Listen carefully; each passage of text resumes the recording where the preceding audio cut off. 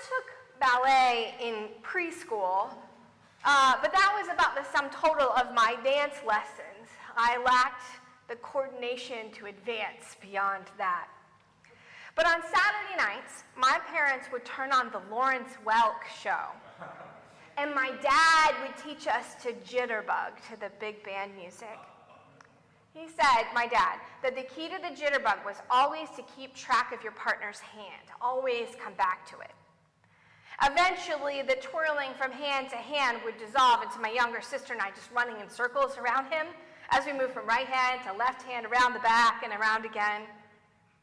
What I remember most vividly was turning from the news, whatever it was, news of war, conflicts, tragedies, to this little moment of joy for our family.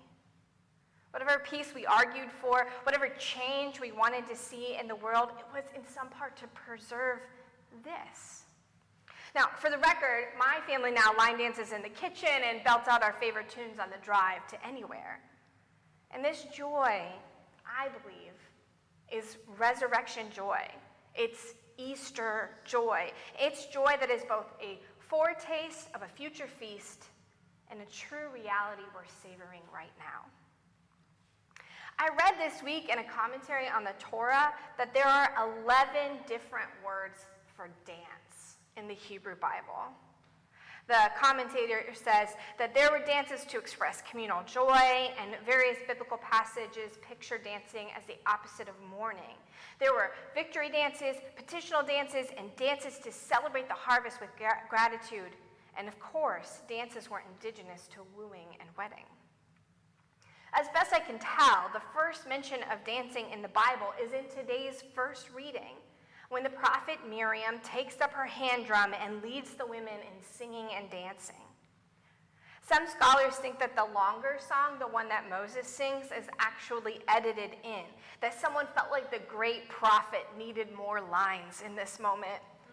Though I imagine after all the discouragement, fear, and finally miracles of that day, Moses might have needed a nap more than making a rousing speech, but the editors didn't ask me.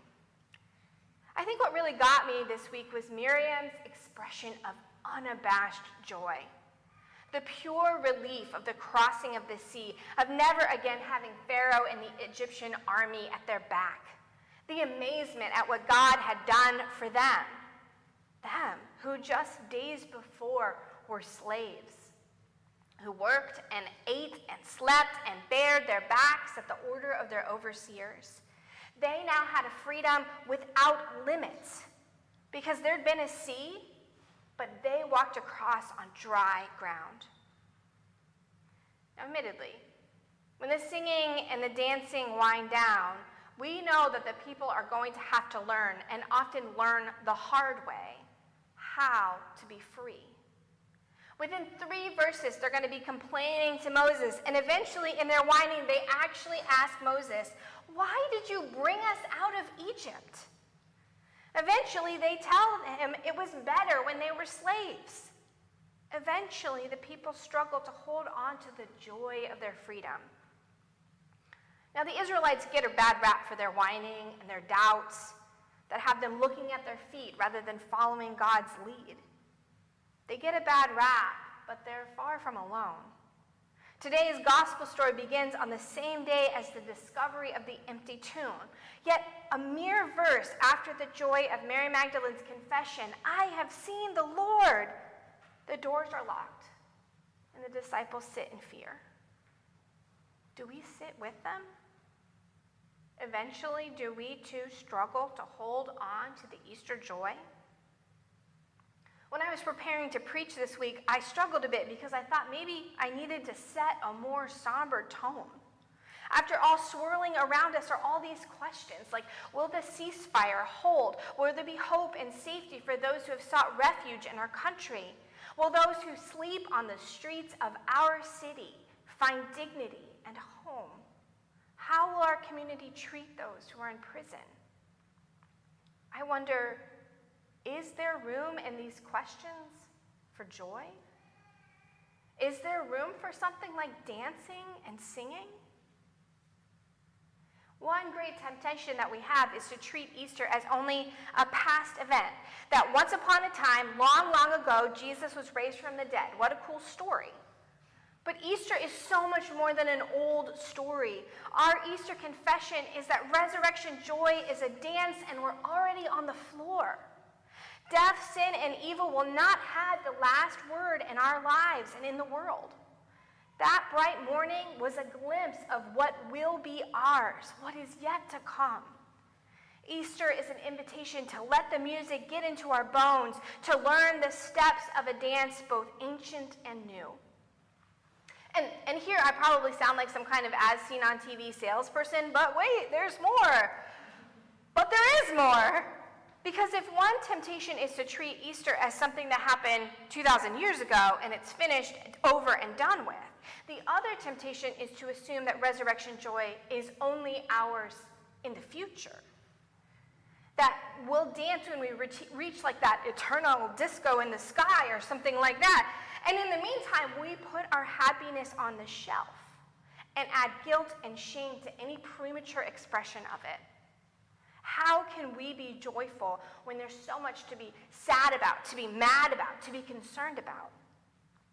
But we believe that this Easter joy is how we make sense of the world. We're not waiting for the eternal disco in the sky to start dancing. We dance in the streets and in the kitchen and on the way to anywhere. We see the joy around us. We bear witness to it. We bring it with us in this and every present moment. We do not blind ourselves to concerning realities, but we recognize them as concerning because of all the ways they prevent Easter joy from reaching those who need it the most. We see it in the way that Easter ripples into the past, drawing in all the stories and unlikely places of God's saving work. Reaching the unlikely but righteous Mr. and Mrs. Noah, Deborah and Jael, who hand Israel a victory even when the men who would have them wait on the sidelines.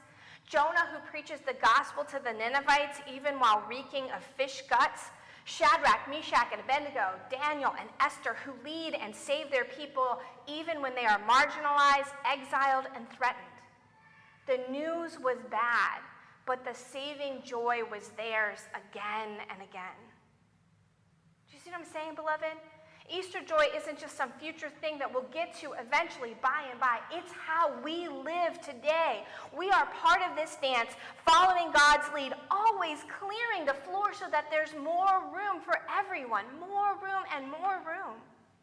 Even here, even now, even with all the unanswered questions that swirl around us.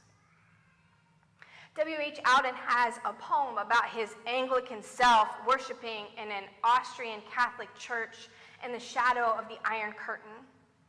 The poem itself is a tangled mess of references to the bleak news of the day, the slow rebuilding of Europe after World War II. But the end is everything.